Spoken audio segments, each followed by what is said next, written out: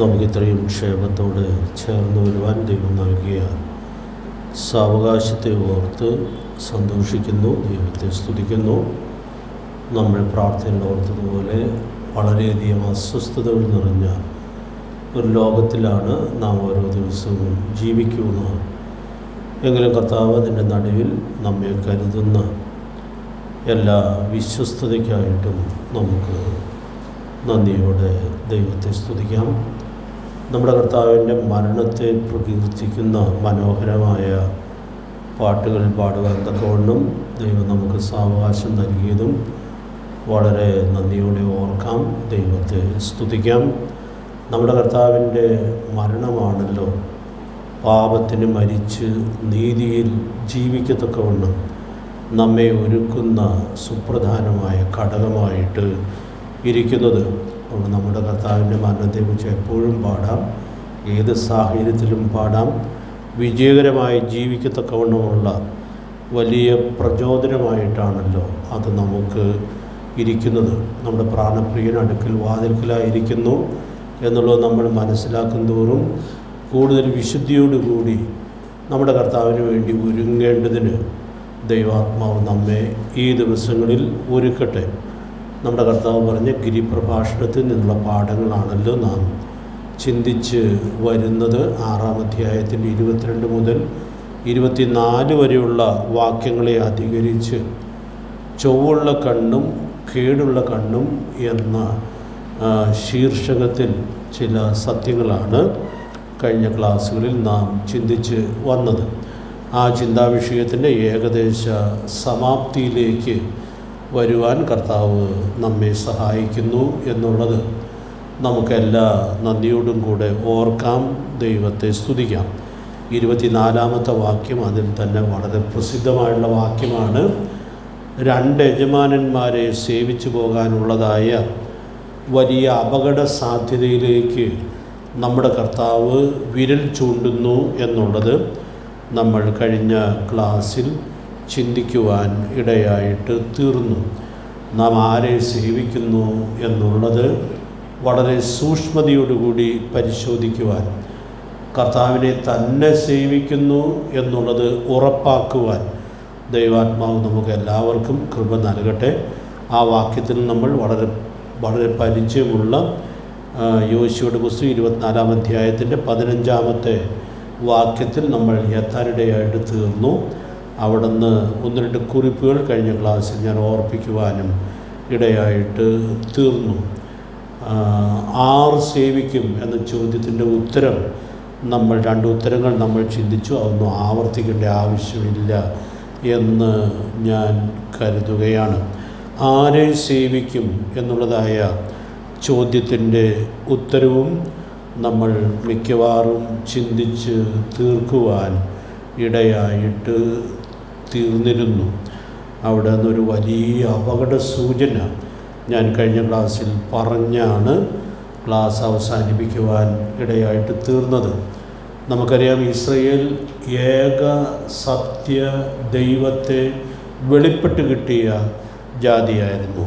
നമുക്കറിയാം, അന്നത്തെ കാലഘട്ടത്തിൽ വേറെ ഒരു ജാതിക്കും ലഭിക്കാത്തതായ അതിശയകരമായിട്ടുള്ളതായ വെളിപ്പാടുകളാണ് ദൈവം അവർക്ക് നൽകിയത് എന്നുള്ളതായ സത്യം നമുക്ക് അവിടെ ചേർത്ത് ഉൾക്കൊള്ളുവാനായിട്ട് സാധിക്കുന്നുണ്ട്. അപ്പോൾ ഇസ്രയേൽ ആ ബന്ധത്തിൽ എത്രയോ വിശേഷപ്പെട്ട ശ്രേഷ്ഠജാതി ആയിരുന്നു എന്നുള്ളത് നമുക്ക് ഓർക്കുവാനായിട്ട് സാധിക്കുന്നുണ്ട്. ഞാൻ കഴിഞ്ഞ ക്ലാസ്സിൽ പറഞ്ഞായിരുന്നു, ഈ ജാതിയാണ് ദൈവത്തെ വിട്ട് അന്യദൈവ സേവയിലേക്ക് അപകടകരമാം വിധം വ്യതിചലിച്ച് പോകുവാൻ ഇടയായിട്ട് തീർന്നത്. 2 രാജാക്കന്മാർ 17-ാം അധ്യായം 12-ാം വാക്യം നമ്മുടെ പോർഷനാണ്. ആ വാക്യം പരാമർശിച്ചാണ് ഞാൻ കഴിഞ്ഞ ക്ലാസ് അവസാനിപ്പിക്കുവാൻ ഇടയായിട്ട് തീർന്നത്. ആ ദൈവത്തെ വിട്ടുപോയ ജനം വിഗ്രഹസേവയിൽ, അന്യദൈവ സേവയിൽ എത്രയോ സങ്കടകരമായി അധപ്പതിക്കുവാൻ ഇടയായിട്ട് തീർന്നു എന്നുള്ളത് നാം ഈ ദിവസങ്ങളിൽ വായിച്ചുകൊണ്ടിരിക്കുകയാണ്. അപ്പോൾ അത് നമുക്കൊരു വലിയ സന്ദേശം നൽകുന്നുണ്ട്. സത്യദൈവത്തെ, ഏക സത്യദൈവത്തെ അറിഞ്ഞ് ഈ ജനം അങ്ങനെ തെറ്റിപ്പോയെങ്കിൽ പ്രിയപ്പെട്ടവരെയും നാമും തെറ്റിപ്പോകാനുള്ള സാധ്യതയുണ്ട് എന്നുള്ളതായ വലിയ സന്ദേശം സൂക്ഷ്മതയോടെ ഉൾക്കൊണ്ട് ജീവിക്കത്തക്കവണ്ണം ദൈവത്തിൻ്റെ പരിശുദ്ധാത്മാവ് നമ്മെ സഹായിക്കട്ടെ. ഞാൻ ഈ പോർഷനിലൂടെ കഴിഞ്ഞ ദിവസങ്ങളൊക്കെ കടന്നു പോയപ്പോൾ എന്നെ വളരെ ചിന്തിപ്പിച്ച ഒരു സന്ദേശം അതിൽ ഓർക്കാനിടയായിട്ട് തീർന്നു. അതുകൊണ്ട് അവിടുന്ന് ഞാൻ 2 വാക്കൊന്ന് ചേർത്ത് ഓർപ്പിച്ചിട്ട് അതിൻ്റെ 3-ാം ഭാഗത്തേക്ക് പോകാമെന്ന് കരുതുകയാണ്. 3-ാമത്തെ ചോദ്യത്തിൻ്റെ ഉത്തരം ഇന്ന് പറഞ്ഞ് തുടങ്ങാമെന്ന് ഞാൻ കഴിഞ്ഞ ക്ലാസ്സിൽ പറഞ്ഞതാണ്. നമുക്കറിയാം 9ഉം 10ഉം അധ്യായങ്ങളിൽ 2 രാജാക്കന്മാർ 9ഉം 10ഉം അധ്യായങ്ങളിൽ ദൈവത്തിനു വേണ്ടി ശുഷ്കാന്തിയോടെ വർത്തിച്ചതായ ഒരു വീരനായ മനുഷ്യനോട് ബന്ധപ്പെട്ട ചരിത്രമാണുള്ളത്. അദ്ദേഹത്തിൻ്റെ പേരെന്ന് പറയാമോ? യേഹൂവിൻ്റെ ശുശ്രൂഷയുടെ സേവനത്തിൻ്റെ വിശദാംശങ്ങൾ ഈ 2 അധ്യായങ്ങളിൽ വളരെ വിശദമായി ദൈവത്തിൻ്റെ പരിശുദ്ധാത്മാവ് രേഖപ്പെടുത്തി നമുക്ക് തരുന്നുണ്ട്. നമുക്കറിയാം, നമ്മുടെ മനപ്പാഠവാക്യങ്ങളിൽപ്പെട്ടൊരു വാക്യമാണ് 10-ാം അധ്യായത്തിൻ്റെ 29-ാമത്തെ വാക്യം. നമുക്കറിയാം, ഈ മനുഷ്യൻ എന്തൊരു ഉത്സാഹത്തോടു കൂടിയാണ് ദൈവം തന്നെ ഏൽപ്പിച്ചതായ ഉത്തരവാദിത്വം നിർവഹിച്ചത് എന്ന് നമ്മൾ കാണുകയാണ്. അപ്പോൾ ഞാൻ 29-ാമത്തെ വാക്യത്തിൽ നിന്നൊരു ആലോചന പറയുന്നതിന് മുമ്പ് 10-ാം അധ്യായത്തിൻ്റെ 16-ാമത്തെ വാക്യമൊന്ന് പരാമർശിക്കുകയാണ്. അവിടെ യേഹൂ പറയുന്നൊരു ആഹ്വാനം നമ്മൾ കാണുന്നുണ്ട്.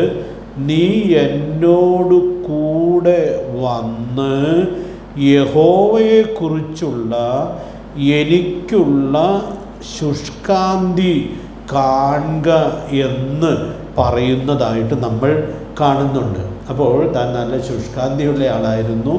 മാത്രമല്ല, ആ ശുഷ്കാന്തി മറ്റുള്ളവരുടെ മുമ്പാകെ സാക്ഷ്യപ്പെടുത്തുന്നതിൽ താൻ എത്ര ഉത്സാഹിയായിരുന്നു എന്നുള്ളതായ വലിയ സത്യം നമുക്കവിടെ ഉൾക്കൊള്ളാനായിട്ട് സാധിക്കുകയാണ്.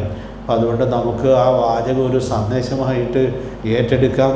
കർത്താവിന് വേണ്ടി, കർത്താവിൻ്റെ സേവനത്തിൽ നമ്മുടെ ശുഷ്കാന്തി മറ്റുള്ളവർക്ക് പ്രചോദനമായിട്ട് തീരുന്നു എന്നുള്ളത് എല്ലാ സൂക്ഷ്മതയിലും ഉറപ്പുവരുത്തത്തക്കവണ്ണം ദൈവത്തിൻ്റെ ആത്മാവ് നമുക്ക് ധാരാളം ദൈവകൃപ നൽകട്ടെ.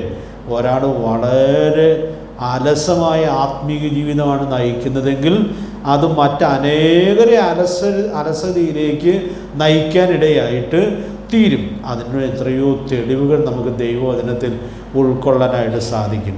മാതാപിതാക്കൾ അലസമായി ദൈവത്തെ സേവിക്കുന്ന ആളുകളാണെങ്കിൽ അവർ വളർത്തുന്ന മക്കൾ ആ അലസതയിൽ വഴിതെറ്റിക്കപ്പെടുക എന്ന് പറയുന്നത് എത്രയോ സാധാരണമായിട്ടുള്ളതായ ഒരു കാര്യമായിട്ടാണ് ഇരിക്കുന്നത്. ഞാൻ മാതാപിതാക്കളോട് ഓർപ്പിക്കുകയാണ്, നിങ്ങൾ ഒരിക്കലും കർത്താവിൻ്റെ സേവയിൽ ഉദാസീനതയുള്ളവരായിട്ട് തീരരുത്. ഉദാസീനതയോടെ സേവിക്കുന്നവൻ ആരാണെന്നാണ് പ്രവാചകൻ പറയുന്നത്? ശപിക്കപ്പെട്ടവനാണ് എന്ന് പറഞ്ഞാൽ അതിന് പല കാരണങ്ങളുണ്ട്. അതിൻ്റെ ഏറ്റവും വലിയ കാരണം ഇതായിരിക്കും എന്നാണ് ഞാൻ വിചാരിക്കുന്നത്. ഉദാസീനതയോടെ ദൈവത്തെ സേവിക്കുന്ന ആളുകൾ അടുത്ത തലമുറയ്ക്കും അവരെ കാണുന്നവർക്കും ഒരു ക്ഷീണമായിട്ടും അവരും ഉദാസീനതയിൽ ലേക്ക് വഴുതിപ്പോകുന്നതിനും കാരണമായിട്ട് തീർന്നേക്കാവുന്നതാണ്. അതുകൊണ്ട് നാം നമ്മുടെ കർത്തൃസേവനത്തിൽ എങ്ങനെയായിരിക്കുന്നു എന്നുള്ളത് സൂക്ഷ്മതയോടെ ഉറപ്പുവരുത്താനായിട്ട് സാധിക്കട്ടെ. പക്ഷെ ഞാനിവിടെ പറയാൻ ആഗ്രഹിച്ച കാര്യം, ഇങ്ങനെ ഉത്സാഹത്തോടെ കാര്യങ്ങൾ നിവർത്തിച്ച ഈ മനുഷ്യനെക്കുറിച്ച് 10-ാം അധ്യായത്തിൽ 29-ാമത്തെ വാക്യത്തിൽ വളരെ ഗൗരവതരമായൊരു മുന്നറിയിപ്പ് ദൈവത്തിൻ്റെ ആത്മാവ് നൽകുന്നുണ്ട്. നമ്മുടെ മനപ്പാഠവാക്യമാണ്, ആരെങ്കിലും ഒന്ന് വായിച്ചാൽ കൊള്ളാം. 2 രാജാക്കന്മാർ 10-ാം അധ്യായം അതിൻ്റെ 29-ാമത്തെ വാക്യം.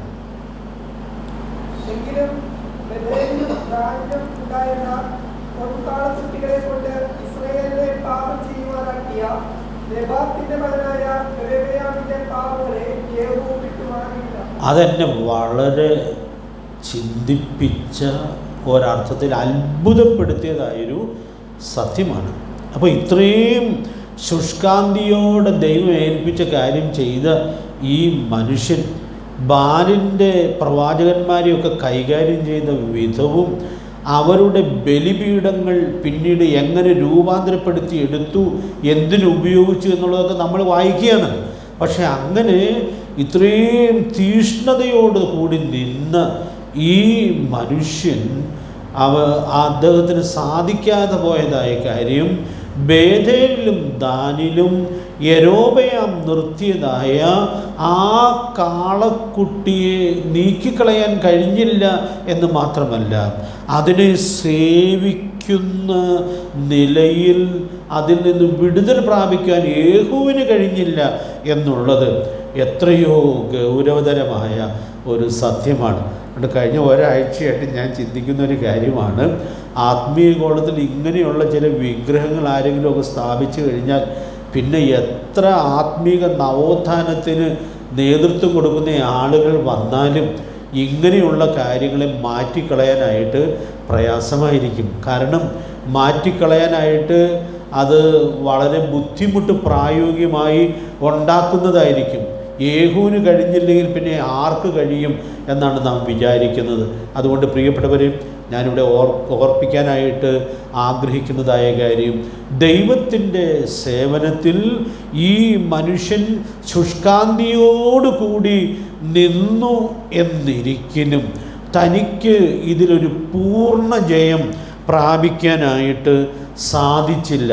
അവിടെ യേഹൂ ദൈവത്തെ സേവിക്കുമ്പോഴും നമുക്കറിയാം യേഹൂവിൻ്റെ ഹൃദയം ഈ കാളക്കുട്ടികളിലേക്കും സ്വാഭാവികമായി വ്യതിചലിക്കപ്പെട്ടു പോയല്ലോ എന്നുള്ളത് നാം വളരെ ഗൗരവത്തോടു കൂടി ഉൾക്കൊള്ളാനായിട്ട് ആവശ്യമുണ്ട്. അതുകൊണ്ട് നാം നന്നായി പോകുന്നു എന്നൊക്കെ വിചാരിക്കുമ്പോഴും യഹോവയ്ക്ക് വേണ്ടി ശുഷ്കാന്തിച്ചിരിക്കുന്നു എന്നൊക്കെ നമ്മൾ വിചാരിക്കുമ്പോഴും ഈ ചില കാളക്കുട്ടികൾ നമ്മുടെ ഹൃദയത്തിൻ്റെ ഉള്ളിൽ ആദരിക്കപ്പെടുന്നുണ്ടോ എന്നുള്ളതായ കാര്യം നമുക്ക് വളരെ സൂക്ഷ്മതയോടുകൂടി പരിശോധിക്കാം.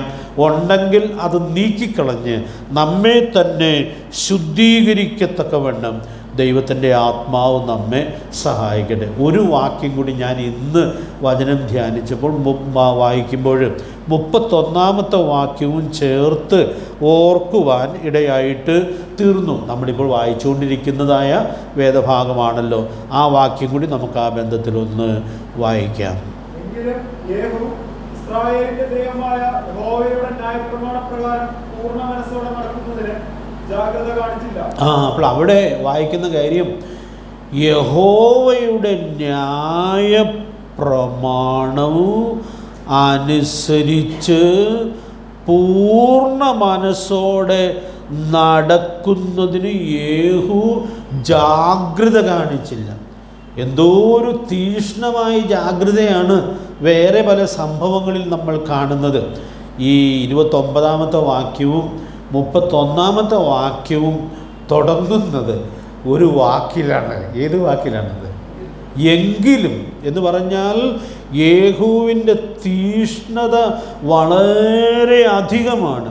പക്ഷേ ദൈവത്തിൻ്റെ പരിശുദ്ധാത്മാവ് എങ്കിലും എന്ന് പറഞ്ഞ് ആ ചരിത്രത്തിനുള്ളിലുള്ളതായ ഒരു കറ എടുത്തു പറയുന്നു എന്നുള്ളത് പ്രിയപ്പെട്ടവരെ നമുക്കൊരു വലിയ പാഠമായിട്ട് ഇരിക്കട്ടെ. നമുക്ക് ദൈവത്തെ അറിയുവാൻ, ദൈവത്തെ സേവിക്കാനുള്ള വലിയ കൃപയിലേക്ക് സ്വർഗത്തിലെ ദൈവം നമ്മെ കൊണ്ടുവന്നു. എന്നാൽ നാം വിട്ടുകളയാത്ത എന്തെങ്കിലും കാര്യങ്ങൾ, അതിലേക്കുള്ള വ്യതിചലനം ഉണ്ടായിട്ടുണ്ട് എന്ന് വരികിൽ നമുക്ക് ആ കുറവിനെ പരിഹരിക്കത്തക്കവണ്ണം ദൈവാത്മാവ് നമുക്ക് ധാരാളം ദൈവകൃപ നൽകട്ടെ. അതുകൊണ്ട് നാം ആരെ സേവിക്കുന്നു എന്നുള്ളത് വളരെ പരമാർത്ഥതയോടെ നമുക്ക് ചിന്തിക്കാം. നാം നമ്മുടെ കർത്താവിനെ തന്നെ സേവിക്കുന്നു എന്നുള്ളത് എല്ലാ സൂക്ഷ്മതയിലും ഉറപ്പാക്കത്തക്കവണ്ണം ദൈവാത്മാവ് നമുക്ക് ധാരാളം ദൈവകൃപ നൽകട്ടെ. മൂന്നാമത്തെ ചോദ്യത്തിലേക്ക് വന്ന് അതിൻ്റെ ഉത്തരം ഒത്തിരി വിശദമായിട്ടല്ലാതെ പറഞ്ഞ് ഞാൻ മുൻപോട്ട് പോകാം എന്ന് കരുതുകയാണ്. മൂന്നാമത്തെ ചോദ്യം, എങ്ങനെ സേവിക്കും? എങ്ങനെ സേവിക്കും? നമുക്കറിയാം, ഈ ചോദ്യത്തിന് നമ്മുടെ മനസ്സിൽ തന്നെ റെഡിമെയ്ഡായിട്ട് എത്രയോ ഉത്തരങ്ങൾ ഉണ്ട്. നമ്മൾ മനഃപ്പാഠം പഠിച്ചിട്ടുള്ള എത്രയോ വാക്യങ്ങളിൽ ഈ ചോദ്യത്തിൻ്റെ ഉത്തരം നമുക്ക് കാണുവാനായിട്ട് സാധിക്കുന്നുണ്ട്. അതുകൊണ്ട് വേദപുസ്തകത്തിലെ അനേക വാക്യങ്ങളിൽ ഈ ചോദ്യത്തിൻ്റെ ഉത്തരം നമുക്ക് കണ്ടെത്താനായിട്ട് സാധിക്കും. അപ്പോൾ ഞാൻ ഈ ഉത്തരത്തെക്കുറിച്ച് ചിന്തിക്കുമ്പോൾ ഞാൻ എപ്പോഴും ആദ്യം ഓർക്കുന്നൊരു വാക്യമുണ്ട്. നിങ്ങളും പലപ്പോഴും അത് ഓർക്കുന്നവരായിരിക്കുമെന്നാണ് ഞാൻ വിചാരിക്കുന്നത്. റോമാലേഖനം 12-ാം അധ്യായത്തിൻ്റെ 11-ാമത്തെ വാക്യം എല്ലാവർക്കും അറിയാം. ഉത്സാഹത്തിൽ മടുപ്പില്ലാതെ ആത്മാവിൽ എരിവുള്ളവരായി കർത്താവിനെ സേവിപ്പിൻ. അപ്പോൾ ഞാൻ ഒരു വാക്യം ഒരു ഉദാഹരണമായിട്ട് പറയാം എന്ന് വിചാരിച്ചു. ആ ഒരൊറ്റ വാക്യത്തിൽ തന്നെ എങ്ങനെ സേവിക്കും എന്നുള്ളതിന് 3 ഉത്തരങ്ങൾ ഒരൊറ്റ വായനയിൽ ആർക്കും ഉൾക്കൊള്ളാനായിട്ട് സാധിക്കും. അപ്പോൾ അതുകൊണ്ട് ഞാൻ ആ ഉത്തരം ഒന്നങ്ങ് പറഞ്ഞു പോകുന്നു എന്ന് മാത്രമേ ഉള്ളൂ. അത് നമ്മൾ എത്രയോ വട്ടം വിശദീകരിക്കാനും ചിന്തിക്കാനും ഒക്കെ ഇടയായിട്ട് തീർന്നിട്ടുണ്ട്. ഉത്സാഹത്തോടെ നമ്മുടെ ദൈവത്തെ സേവിക്കണം. ഇരമ്യാവ് 48:10 ഞാൻ ആദ്യം റെഫറൻസ് പറയാതെ ഒന്ന് പറഞ്ഞായിരുന്നു. ഇവിടെ ആ റെഫറൻസ് നിങ്ങളൊന്ന് എഴുതിയിട്ടുള്ളൂ. യഹോവയുടെ പ്രവൃത്തി ഉദാസീനതയോട് ചെയ്യുന്നവൻ ശപിക്കപ്പെട്ടവൻ. അപ്പോൾ അതുകൊണ്ട് നാം കർത്താവിൻ്റെ കാര്യം ചെയ്യുമ്പോൾ, കർത്താവിൻ്റെ കാര്യം ചെയ്യുന്നത് സഭയുടെ കാര്യമാണല്ലോ, കർത്താവിൻ്റെ ആണല്ലോ സഭ. അപ്പോൾ അതുകൊണ്ട് നാം കർത്താവിൻ്റെ കാര്യം ചെയ്യുമ്പോൾ അതൊരിക്കലും ഉദാസീനതയോടെ ആയിരിക്കുന്നില്ല എന്നുള്ളത് ഉറപ്പ് വരുത്താം.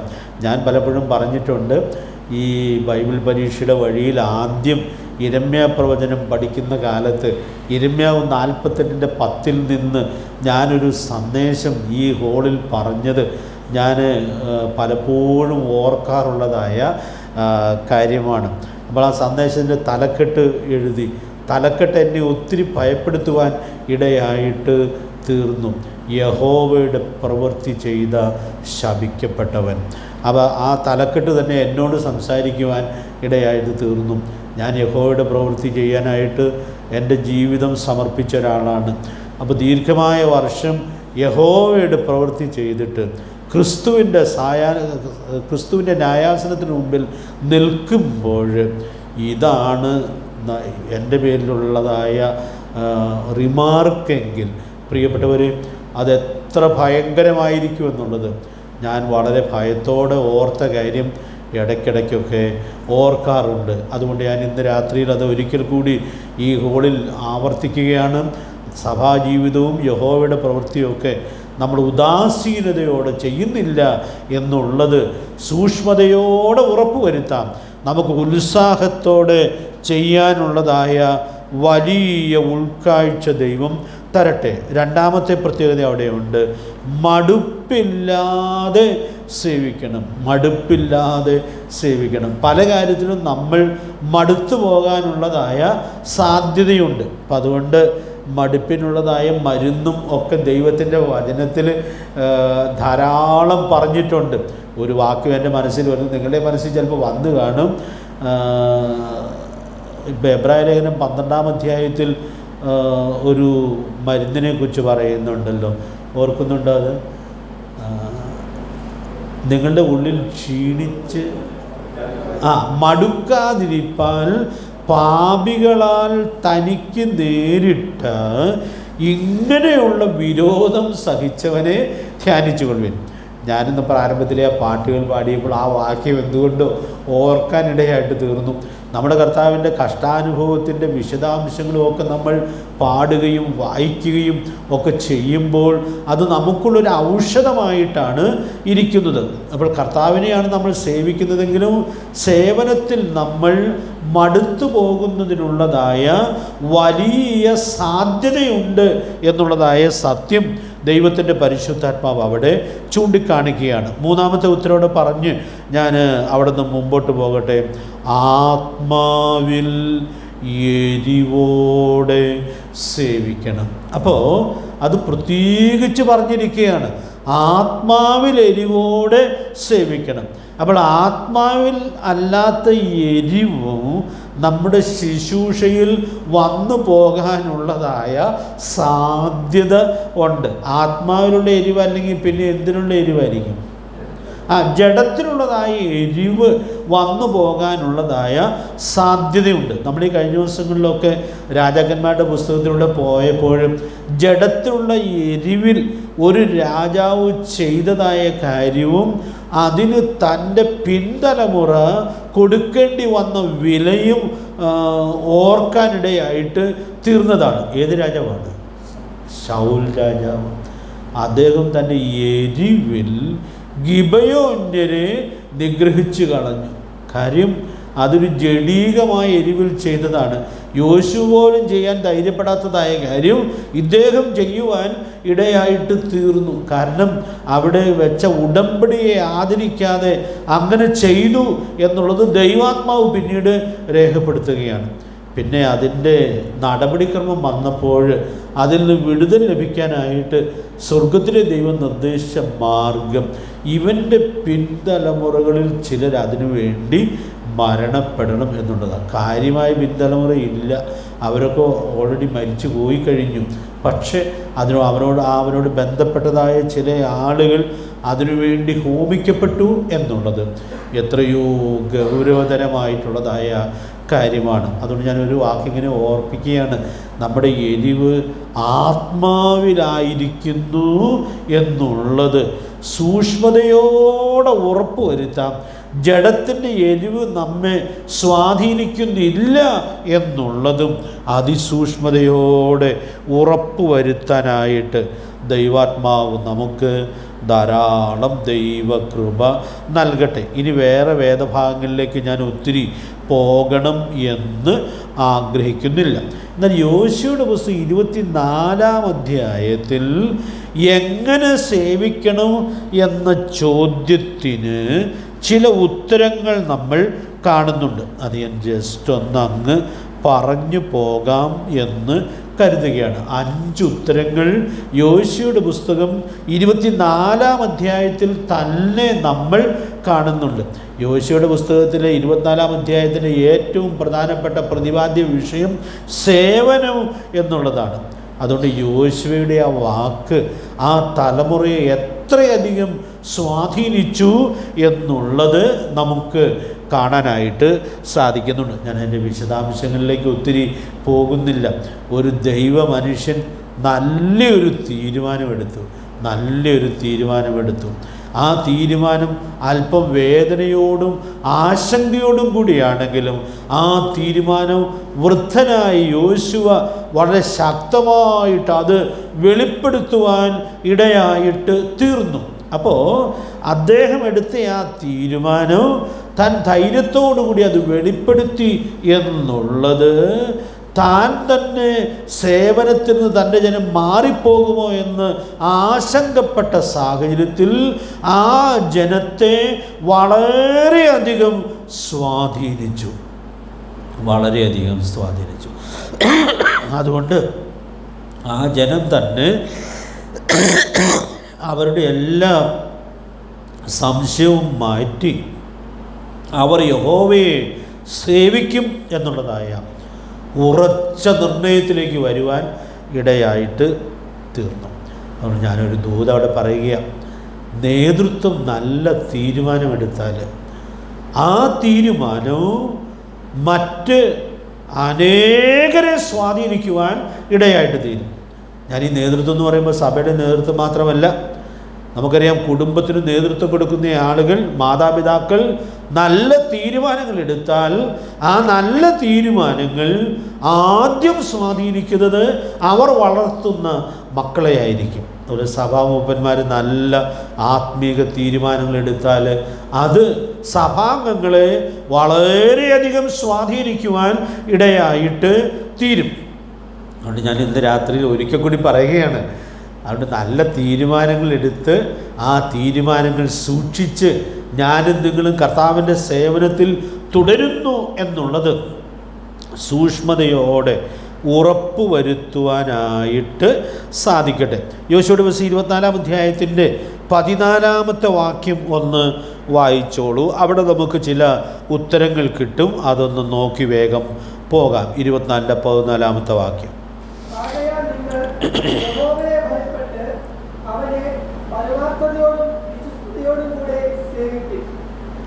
ആ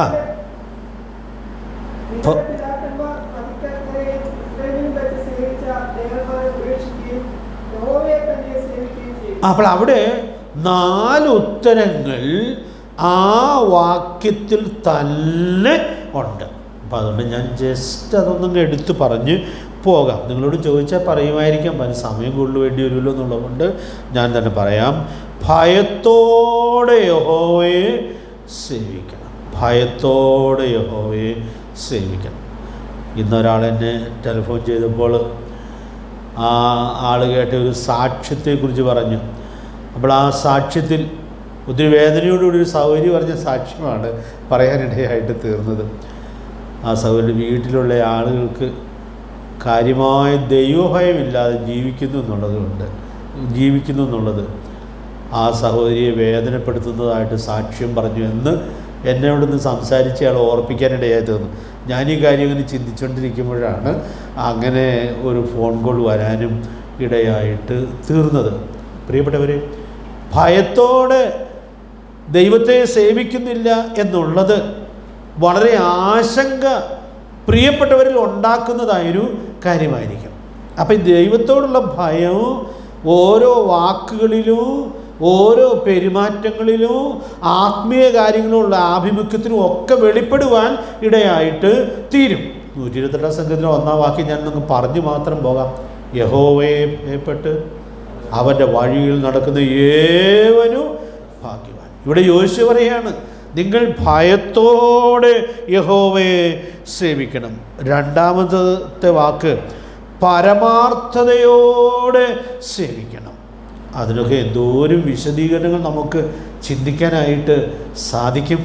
അതുകൊണ്ട് പ്രിയപ്പെട്ടവരെ, നാം ദൈവത്തെ സേവിക്കുമ്പോൾ അതെല്ലാ പരമാർത്ഥതയിലും ആയിരിക്കുന്നു എന്നുള്ളത് ഉറപ്പുവരുത്താം. ദൈവത്തെയാണ് നമ്മൾ സേവിക്കുന്നതെങ്കിലും അത് കാണുന്ന ആളുകൾക്കൊരു മതിപ്പുണ്ടാകണം എന്നുള്ളതായ ആഗ്രഹമൊക്കെ സ്വാഭാവികമായിട്ട് നമുക്കുണ്ടാകാം. ഞാൻ ഈ ക്ലാസ്സിൽ നിന്ന് വിശദീകരിക്കേണ്ട ആവശ്യമില്ല. 6-ാം അധ്യായം തുടങ്ങുന്നത് തന്നെ നല്ല ആത്മീയ കാര്യങ്ങൾ ആര് കാണേണ്ടതിന് ചെയ്യരുതെന്ന് പറഞ്ഞാൽ തുടങ്ങുന്നത്. മനുഷ്യർ കാണേണ്ടതിന് ചെയ്യരുത്. അപ്പോൾ മനുഷ്യർ കാണേണ്ടതിനും അവർക്ക് തൃപ്തികരമായി തീരേണ്ടതിനും ഒക്കെ കാര്യങ്ങൾ ചെയ്യുമ്പോൾ അതിന് പരമാർത്ഥത വേണമെന്ന് നിർബന്ധമില്ല. പക്ഷേ ഞാനും നിങ്ങളും ദൈവത്തെയാണ് സേവിക്കുന്നത് എന്നുള്ളത് കൊണ്ട് നമ്മുടെ ദൈവം നമ്മുടെ ഉള്ളിലുള്ള കാര്യങ്ങളെല്ലാം വളരെ കൃത്യമായിട്ട് അറിയുന്നവനാകയാൽ, നമ്മുടെ ദൈവം ഉൾപ്പൂവുകളെയും ഹൃദയങ്ങളെയും ആരാഞ്ഞറിയുന്നവനാകയാൽ സേവനത്തിലുള്ള പരമാർത്ഥത നമ്മുടെ കർത്താവിന് വളരെ കൃത്യമായിട്ട് മനസ്സിലാകും. അതുകൊണ്ട് പ്രിയപ്പെട്ടവരെ, നമുക്ക് നമ്മുടെ കർത്താവിനെ പരമാർത്ഥതയോടെ സേവിക്കാം. 3-ാമത്തെ ഒരു ഉത്തരം അവിടെ നാം കാണുന്നത് വിശ്വസ്തയോടെ സേവിക്കണം. ഇതിനൊക്കെ എന്തോ ഒരു വിശദീകരണം നമുക്ക് ഉൾക്കൊള്ളാനായിട്ട് സാധിക്കും. അതുകൊണ്ട് നാം ദൈവത്തെ സേവിക്കുന്നു എന്നുള്ളത് കൊണ്ട് നമുക്ക് ദൈവത്തെ വിശ്വസ്തയോടെ സേവിക്കാനായിട്ട് സാധിക്കണം. നമ്മൾ ഇത് വളരെ പരിചയമുള്ളതായൊരു ഉപമയിൽ ഒരു യജമാനെ ഏൽപ്പിച്ചു പോയ കാര്യങ്ങളുമൊക്കെ വളരെ വിജയകരമായി നിർവഹിച്ച 2 ദാസന്മാർക്ക് കൊടുക്കുന്ന പ്രശംസയിൽ ഈ വാക്ക് നമ്മൾ കാണുന്നുണ്ടല്ലോ, നല്ലവനും വിശ്വസ്തനുമായ ദാസനെ. അതുകൊണ്ട് പ്രിയപ്പെട്ടവരെ, നാം കർത്താവിൻ്റെ സന്നിധി നിൽക്കുമ്പോൾ നമ്മോട് അങ്ങനെ കർത്താവ് പറയാൻ ഇടയായിട്ട് തീരട്ടെ. അവിടെയൊക്കെ മാലിന്യവും പരമാർത്ഥക്കുറവുമൊക്കെ ഉണ്ടായാൽ, രഹസ്യമായ അവിശ്വസ്തതകളുണ്ടായാൽ, രഹസ്യമായ ഗൂഢമായ ലക്ഷ്യങ്ങളുണ്ടായാൽ ഈ വാക്ക് നമ്മുടെ കർത്താവ് പറയാനിടയായിട്ട് തീരുകയില്ല. അപ്പം അതുകൊണ്ട് നമുക്ക് ഇതൊക്കെ വളരെ സൂക്ഷ്മതയോടെ ഉൾക്കൊള്ളത്തക്കവണ്ണം ദൈവത്തിൻ്റെ ആത്മാവ് നമ്മെ സഹായിക്കട്ടെ. ഒരു ഉത്തരവും കൂടെ നമുക്ക് അവിടെ വായിക്കാൻ കഴിയുന്നുണ്ട്. അതിൻ്റെ ആ വാക്കിൻ്റെ ഒടുവിലത്തെ ഭാഗത്താണ് യഹോവയെ തന്നെ സേവിക്കണം. അത് നമ്മൾ ആദ്യം ചിന്തിച്ചതാണ്. സൂക്ഷിച്ചില്ലെങ്കിൽ സേവനം മാറിപ്പോകാനായിട്ട് ഇടയുണ്ട്. അതുകൊണ്ട് പ്രിയപ്പെട്ടവരെ, നാം എപ്പോഴും സൂക്ഷിക്കണം. നമ്മുടെ സേവനം ഒരിക്കലും മാറുന്നില്ല എന്നുള്ളത് സൂക്ഷ്മതയോടെ ഉറപ്പാക്കണം. ഇനി ഒരു വാക്യോടെ വായിച്ച് നമ്മൾ അവിടെ നിന്ന് മുൻപോട്ട് പോവുകയാണ്. അവിടെ ഒരു ഉത്തരമുണ്ട്. അതായിരിക്കും ഏറ്റവും പ്രധാനപ്പെട്ട ഉത്തരമെന്നാണ് എൻ്റെ വിചാരം. 24-ാമത്തെ വാക്യം വായിച്ചോളൂ. 24-ാമത്തെ വാക്യം. ഞങ്ങളുടെ ദൈവമായ യഹോവയെ ഞങ്ങൾ സേവിക്കും, അവന്റെ വാക്ക് ഞങ്ങൾ അനുസരിക്കും എന്ന് പറഞ്ഞു. അപ്പോൾ അവിടെ നാം കാണുന്നൊരു കാര്യം, ജനം യഹോവയെ സേവിക്കാമെന്ന് തീരുമാനിച്ചെന്ന് മാത്രമല്ല, എങ്ങനെയെങ്കിലും സേവിക്കാനല്ല അവൻ്റെ പരിപാടി. പിന്നെയോ അവൻ്റെ വാക്ക് ഞങ്ങൾ അനുസരിക്കും എന്ന് പറഞ്ഞാൽ, യേഹൂ തോറ്റ ഒരു സ്ഥലം, യേഹൂവിന് ദൈവം കൊടുത്ത പ്രമാണവും അത് പൂർണ്ണ മനസ്സോടെ അനുസരിക്കാൻ കഴിയാതെ പോയി എന്നുള്ളത് നാം ഇന്ന് ഓർത്തതായതുകൊണ്ട് ഞാൻ ചേർത്ത് പറയുകയാണ്. പക്ഷേ ഇവിടെ ഈ ജനം പറയുകയാണ്, അവൻ്റെ വാക്ക് ഞങ്ങൾ അനുസരിക്കും എന്ന് പറഞ്ഞാൽ, പ്രിയപ്പെട്ടവരെ, നമ്മുടെ ജീവിതത്തിൻ്റെ എല്ലാ വിജയവും നമ്മുടെ കർത്താവ് തന്ന വചനത്തോട് ഞാനും നിങ്ങളും പുലർത്തുന്ന വിശ്വസ്തമായ അനുസരണത്തിൽ അടിസ്ഥാനപ്പെട്ടിരിക്കുന്നു. എനിക്കിത് പല പ്രാവശ്യം പറഞ്ഞു ഉറപ്പിച്ചാൽ കൊള്ളാമെന്നുണ്ട്. നിങ്ങളത് ഉൾക്കൊള്ളണമേ എന്ന് ഞാൻ ഓർപ്പിക്കുകയാണ്. ഏതു വല്ലാത്ത കാലഘട്ടത്തിലും ദൈവം തന്ന പ്രമാണങ്ങളെ സൂക്ഷിക്കാൻ ഒരാൾ ഒരുക്കമാണെങ്കിൽ, ഒരു കുടുംബം ഒരുക്കമാണെങ്കിൽ, ഒരു സ്ഥലം സഭ ഒരുക്കമാണെങ്കിൽ, അവരോട് കൂടെ ഇരുന്ന് അവരെ വിജയകരമായി നടത്തുവാൻ കർത്താവ് ഒരുക്കമാണ്. അതുകൊണ്ട് പ്രിയപ്പെട്ടവരെ, നമുക്ക് നമ്മുടെ കർത്താവ് തന്നിട്ടുള്ളതായ പ്രമാണങ്ങൾ അവൻ്റെ വചനം വിട്ട് ഇടത്തോട്ടോ വലത്തോട്ടോ മാറാതെ അതേറ്റവും കൃത്യമായി ഈ തലമുറയിൽ അനുസരിച്ച് നമ്മുടെ കർത്താവിനെ സേവിക്കേണ്ടതിന് ദൈവാത്മാവ് നമുക്ക് ധാരാളം ദൈവകൃപ നൽകട്ടെ. അതുകൊണ്ട് നമുക്ക് യോശുവ പറയുന്ന ഈ വാക്കിനോട് ചേർന്ന് നിന്ന് നമ്മുടെ അവിടെ ശരിയായി നിൽക്കുന്നു എന്നുള്ളത് സൂക്ഷ്മതയോട് കൂടി ഉറപ്പുവരുത്തേണ്ടതിന് ദൈവത്തിൻ്റെ പരിശുദ്ധാത്മാവ് നമ്മെ സഹായിക്കട്ടെ. ഈ വാക്യങ്ങളിലുള്ള ഒരു വാചകം കൂടി ഞാനൊന്ന് എടുത്തു പറയാം എന്ന് കരുതുകയാണ്. 23-ാം വാക്യത്തിൻ്റെ 2-ാം ഭാഗത്തെ ഒരു പ്രയോഗം നമ്മൾ കാണുന്നുണ്ട്. നമ്മളുടെ പോർഷനിൽ 23-ാം വാക്യം മുഴുവൻ വായിച്ചോ. 2-ാം ഭാഗത്താണ് ഞാൻ പറഞ്ഞ കാര്യം ഉള്ളത്. വായിക്കാം. ആകയാൽ ഇപ്പോൾ നിങ്ങളുടെ ഇടയിലുള്ള അന്യദൈവങ്ങളെ നീക്കിക്കളഞ്ഞ് ഇസ്രായേലിന്റെ ദൈവമായ യഹോവയിലേക്ക് നിങ്ങളുടെ ഹൃദയം ചായിപ്പിൻ എന്ന് അവൻ പറഞ്ഞു. അല്ല, ഞാൻ 23 പറഞ്ഞ് നമ്മുടെ ഗിരിപ്രഭാഷണത്തിൽ മത്തായി 6-ന്റെ 23-ാമത്തെ വാക്യം.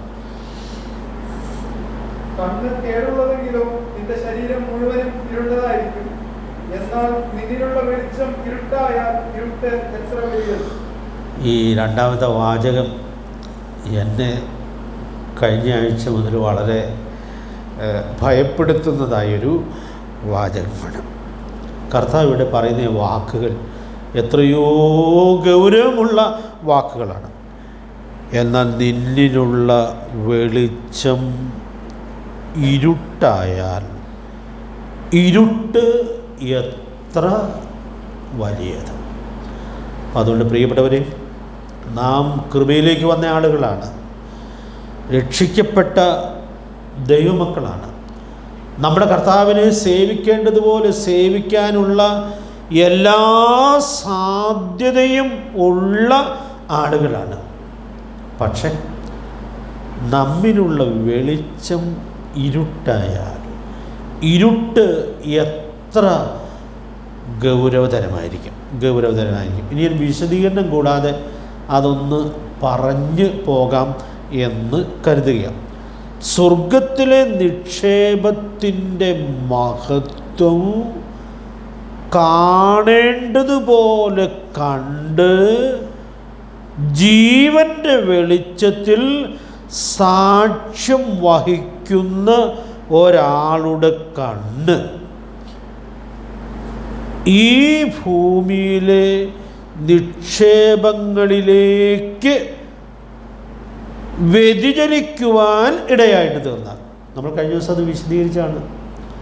സ്വർഗത്തിലെ നിക്ഷേപം കാണുന്ന ചൊവ്വുള്ള കണ്ണുള്ള ഒരാൾ ആ സ്വർഗത്തിലെ നിക്ഷേപത്തിൻ്റെ കാഴ്ച അങ്ങ് നഷ്ടപ്പെട്ടിട്ട് ഈ ഭൂമിയിലെ നിക്ഷേപത്തിലേക്ക് ആ കണ്ണുകൾ മാറിപ്പോകാൻ ഇടയായിട്ട് തീർന്നാൽ ആ ജീവിതത്തിൽ വരുന്ന ഇരുട്ട് എത്രയോ വലുതായിരിക്കും.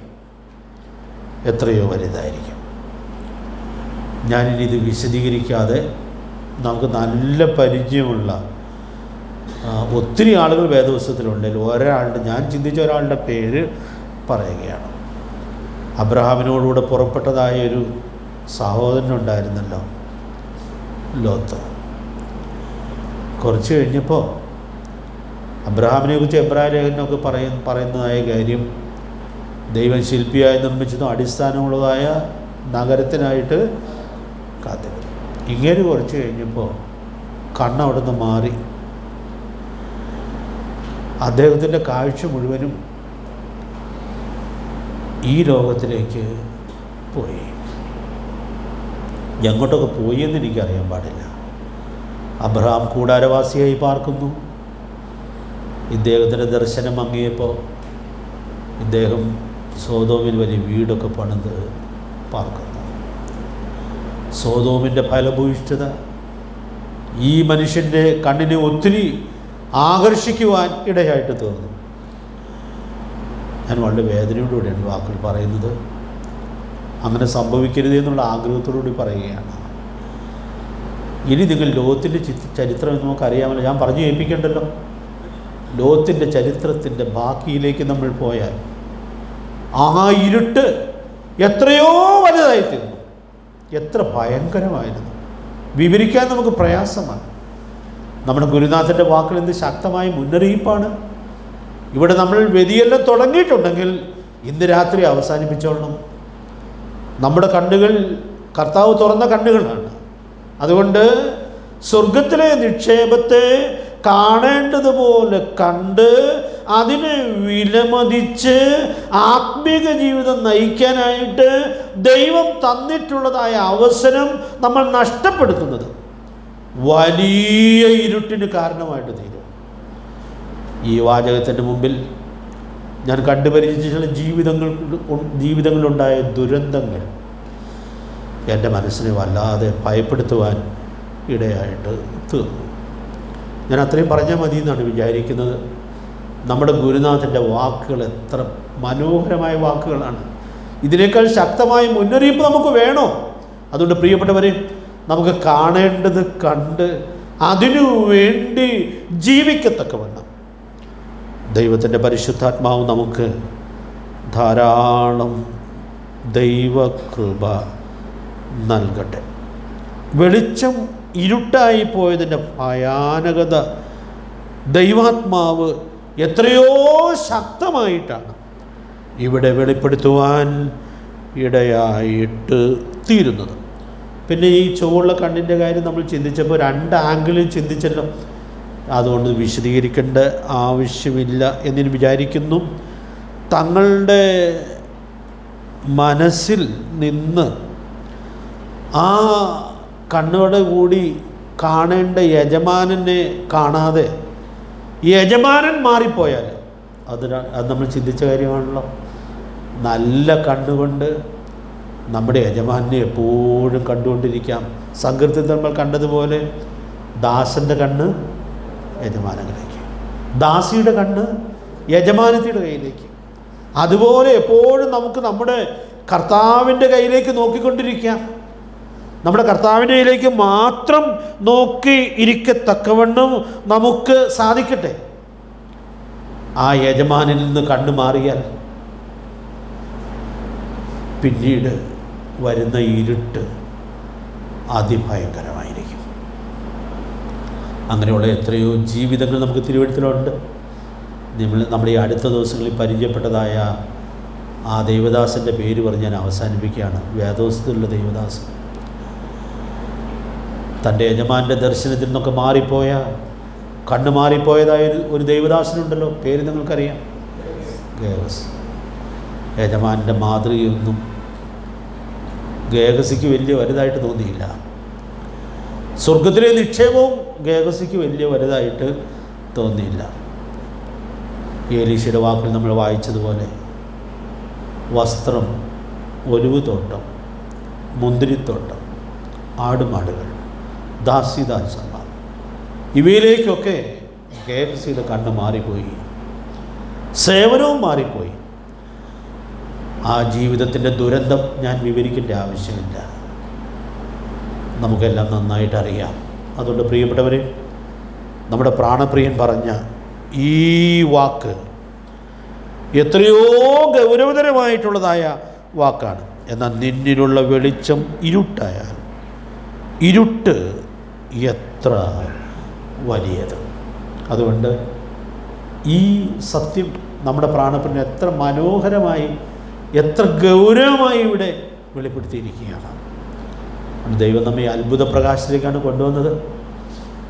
ആ കാഴ്ച മങ്ങിപ്പോകാതെ വരുന്ന നാളുകളിൽ കർത്താവിന് വേണ്ടി ജീവിച്ച് സാക്ഷ്യം വഹിക്കത്തക്കവണ്ണം ദൈവാത്മാവ് നമ്മെ സഹായിക്കട്ടെ. ഈ വാചകം എന്നെ ഇന്ന് പോലെ ഒത്തിരി ഭയപ്പെടുത്തിയൊരു വാചകമാണ്. കർത്താവ് എൻ്റെ ജീവിതത്തിൽ സംഭവിക്കില്ലേ എന്ന് ഞാൻ വളരെ താഴ്മയോടെ ദൈവത്തോട് പ്രാർത്ഥിക്കാനും ഇടയായി തീർന്നതാണ്. അതുകൊണ്ട് ഈ ദൈവഭയം ഉൾക്കൊണ്ട് നമുക്ക് വരുന്ന ദിവസങ്ങളിൽ ജീവിക്കാം, സാക്ഷ്യം വഹിക്കാം. സ്വർഗത്തിലെ ദൈവം അതിനാവശ്യമായ ദൈവകൃപ നമുക്കെല്ലാവർക്കും നൽകട്ടെ. കർത്താവിൻ്റെ വിലയേറിയ നാമം വാഴ്ത്തപ്പെടുമാറാകട്ടെ.